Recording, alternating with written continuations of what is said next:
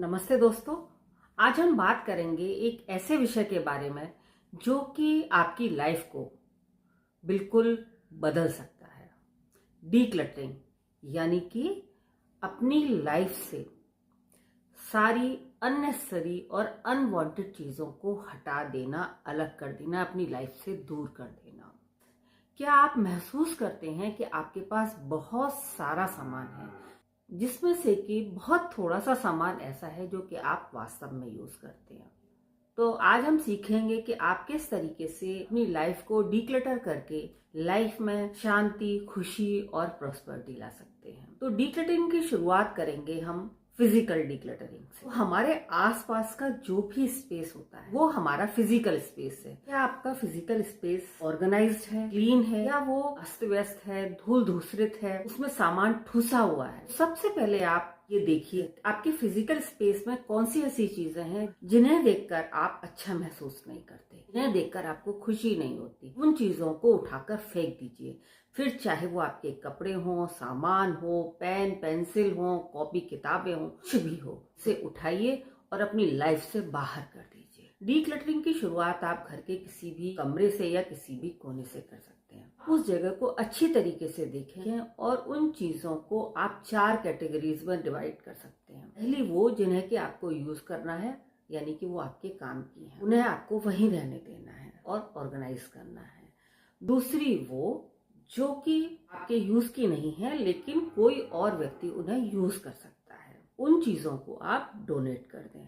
तीसरी वो जो कि न तो आप यूज कर सकते हैं और ना ही कोई दूसरा व्यक्ति उन्हें यूज कर सकता है, यानी कि वो अच्छी कंडीशन में नहीं है, उन्हें फेंक दें। चौथी वो जो कि इस समय आपके यूज में नहीं आ रही हैं लेकिन आपने उन्हें इसलिए रखा हुआ है कि आप उनसे कोई डीआईवाई करना चाहते हैं, उनको रिसाइकल करना चाहते हैं, तो उन्हें एक रिसाइकिल बॉक्स में अलग से रखते हैं। रिसाइकल करना है तो बहुत ज्यादा समय बिताए बिना उसको कर लें, अदरवाइज वो वैसे ही पड़ी रह जाएंगी। अगले हफ्ते 10 दिन तक उनको रिसाइकल नहीं कर पाते तो उन्हें भी उठाकर फेंक दें। दूसरा, डिजिटल डिक्लटरिंग।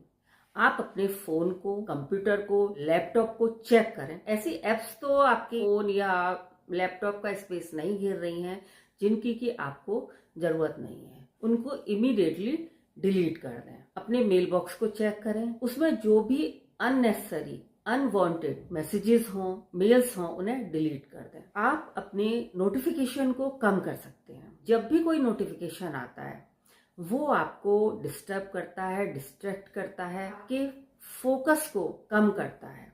तीसरी, मेंटल डिक्लटरिंग। फिजिकल स्पेस की तरह अपने मेंटल स्पेस को भी क्लीन करें। हम बहुत सारी मेमोरीज अपने माइंड में कैरी करते हैं, बहुत सारा स्ट्रेस कैरी करते हैं, फिक्र कैरी करते हैं, चिंता कैरी करते हैं। उन सबको आपको अपने माइंड से हटाकर अपने माइंड को डीक्लटर करना है। यदि आपके माइंड में स्पेस नहीं होगा, वो क्लटर से भरा होगा, वो आपकी लाइफ को भी क्लटर्ड कर देगा। जब तक आपके माइंड में क्लटर भरा रहेगा, नई चीजों के लिए उसमें जगह ही नहीं होगी। कैसे करें माइंड को डीक्लटर? आप उसके लिए मेडिटेशन कर सकते हैं, जर्नलिंग कर सकते हैं, या अपने किसी नियर एंड डियर के साथ या अच्छे दोस्त के साथ बैठकर अपने आप को शेयर कर सकते हैं, जिससे कि आपके अंदर का जो गुबार है, जो फिक्र है, जो स्ट्रेस है, वो बाहर निकल जाएगा। नंबर 4, टाइम की डिक्लटर। अपने टाइम को ऑडिट करें। आपको पता ही नहीं चलता है कि आपका दिन कहाँ से शुरू हुआ और कहाँ खत्म हो गया। आप सोचते हैं अरे दिन तो पूरा निकल गया, हमने तो कुछ भी प्रोडक्टिव नहीं किया, पूरा दिन ऐसे ही निकल गया, कहाँ चला गया पता ही नहीं चला। तो कहीं आप अपना समय ऐसी चीजों में तो नहीं लगा रहे हैं जिन चीजों की आपकी लाइफ में कोई वैल्यू नहीं। अपने टाइम को अपने गोल्स के साथ अलाइन करें। तो इस तरीके से टाइम की ऑडिट करके अपने टाइम को डीक्लटर करें। 5वां है रिलेशनशिप की डीक्लटरिंग। अपने रिलेशनशिप को ऑडिट करें, देखें कि कौन से रिश्ते ऐसे हैं जो आपको नेगेटिविटी दे रहे हैं, उन रिश्तों से दूरी बनाएं। ऐसे टॉक्सिक रिश्तों को अपनी लाइफ से हटा दें। अपना टाइम और अपनी एनर्जी ऐसे टॉक्सिक रिश्तों में इन्वेस्ट ना करें। सिर्फ उन्हीं रिश्तों को अपने साथ रखें जो कि आपको पॉजिटिविटी देते हैं, खुशी देते हैं। छठा, मनी की डिक्लटरिंग। आपका पैसा कहाँ चला जाता है, क्या आपको पता है? क्या आपने ध्यान दिया है कि आपने अपना बजट कब से रिवाइज नहीं किया है? क्या आप जानते हैं कि आपका पैसा कहाँ खर्च हो रहा है? कहीं वो ऐसी अननेसेसरी चीजों पर तो खर्च नहीं हो रहा है जिनकी कि आपको जरूरत ही नहीं है? इन सब चीजों की ऑडिट करें। अपने पैसों को बहुत ही सोच समझकर खर्च करें और ये डिसाइड करें कि आपको अपना पैसा किन चीजों पर खर्च करना है और किन चीजों पर खर्च नहीं करना है। आपके क्या इन्वेस्टमेंट्स हैं, इन सब चीजों को टाइम टू टाइम ऑडिट करते रहें। कौन सी चीजें आज की डेट में आपके लिए यूजफुल हैं और आप उन्हें कंटिन्यू करना चाहते हैं और कौन सी चीजें ऐसी हैं जिन्हें कि आप फर्दर कंटिन्यू नहीं करना चाहते। कोई भी ऐसी स्कीम या कोई भी ऐसा इन्वेस्टमेंट जिससे कि आपको ऐसा लग रहा है कि वो आपके लिए बेनिफिशियल नहीं है, उसे बंद कर दें। कहीं आपने बहुत सारे अननेसेसरी सब्सक्रिप्शन तो नहीं ले रखे, उनमें आपका पैसा तो नहीं वेस्ट हो रहा है। अननेसेसरी सब्सक्रिप्शन को हटा दें, पैसे को सेव करना शुरू कर दें। जब आप पैसे को सेव करेंगे तो आप फाइनेंशियली स्ट्रांग बनेंगे और आपका मेंटल स्ट्रेस कम होगा। जब आपका मेंटल स्ट्रेस कम होगा तो आप अपनी लाइफ के स्ट्रेस को कम करेंगे, अपने फ्यूचर को सिक्योर करेंगे, अपने फाइनेंसेस को स्ट्रांग करेंगे। फ्रेंड्स, अक्सर हम ये जानते ही नहीं है कि हमारी लाइफ में ऐसी कितनी चीजें हैं जो कि हमारा वक्त और हमारी एनर्जी ले रही हैं और हमें कोई भी वैल्यू प्रोवाइड नहीं कर रही हैं। हम कभी रुककर अपनी लाइफ में ठहर कर उन पर विचार ही नहीं करते, उनको देखते ही नहीं, सिर्फ ऑटो पायलट पर अपनी जिंदगी जिए चले जाते हैं। तो कुछ देर रुककर ये विचार करिए कौन सी चीजें आपकी लाइफ में अननेसेसरी हैं, अनवांटेड हैं। उन चीजों को अपनी लाइफ से बाहर कर दीजिए। मैं अपना एग्जाम्पल ही देना चाहूंगी।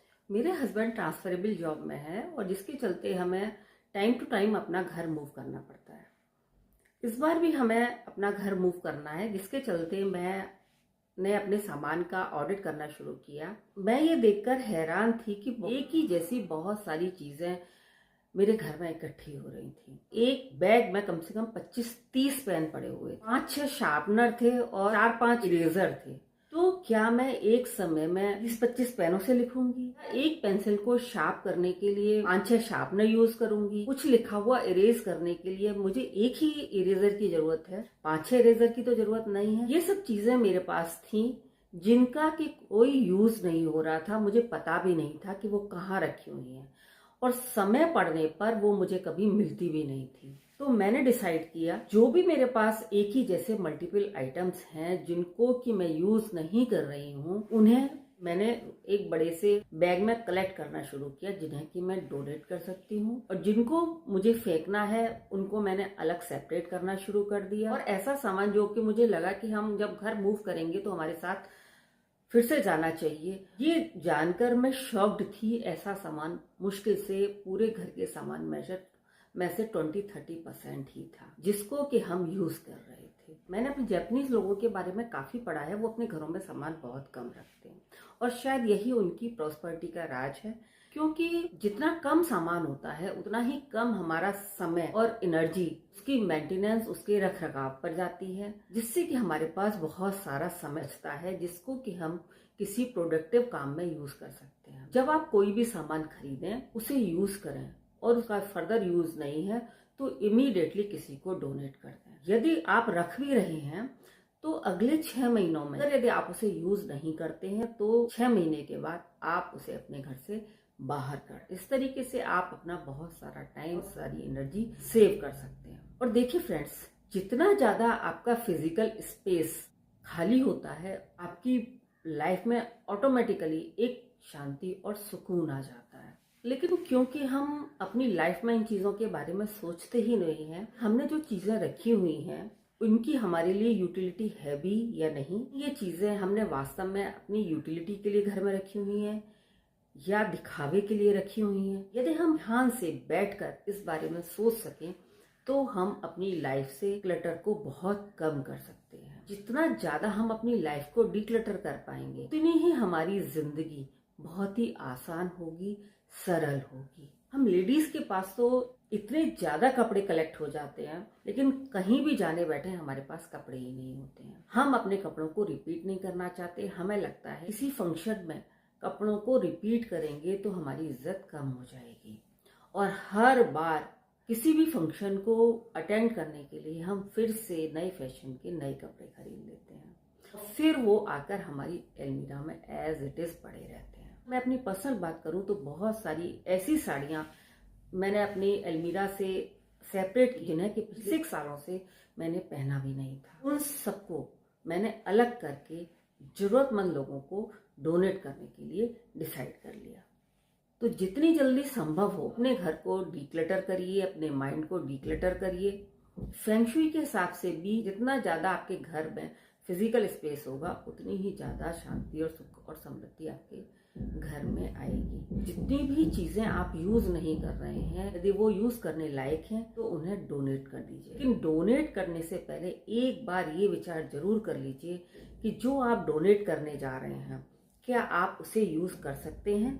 यदि आप उसे यूज कर सकते हैं लेकिन कर नहीं रहे हैं, तभी आप उसे दूसरों को डोनेट करने के बारे में सोचें। जिसे आप यूज नहीं कर सकते उसे दूसरा व्यक्ति कैसे यूज कर सकता है। मेरे हस्बैंड की एक खास आदत है, कभी भी मैं उनके ऐसे कपड़ों को जो कि वो यूज नहीं कर रहे हैं, कभी भी मैं सोचती हूँ कि यदि किसी को दे दूं तो यदि कहीं उनमें ऑल्ट्रेशन की या रिपेयरिंग की जरूरत होगी, वो हमेशा कहेंगे इनकी रिपेयरिंग कराओ, इन्हें प्रेस कराओ, उसके बाद ही साफ धुले आयरन कपड़े ही वो किसी दूसरे को देने के बारे में सोचते हैं। जैसे जैसे आपकी लाइफ में स्पेस आएगा वैसे वैसे लाइफ में पॉजिटिव एनर्जी आएगी, पॉजिटिव वाइब्स आएंगी, और पॉजिटिव वाइब्स आएंगी तो आपका मन खुश रहेगा। जितना ज्यादा सामान आपके घर में रहेगा वो आपके घर में एनर्जी ब्लॉकेज क्रिएट करता है, आपके घर में एनर्जी ठीक से फ्लो नहीं कर पाती, जिससे कि आपके काम रुकते हैं, आपके घर में प्रोग्रेस नहीं होती। तो फ्रेंड्स, यदि आप अपनी लाइफ को एक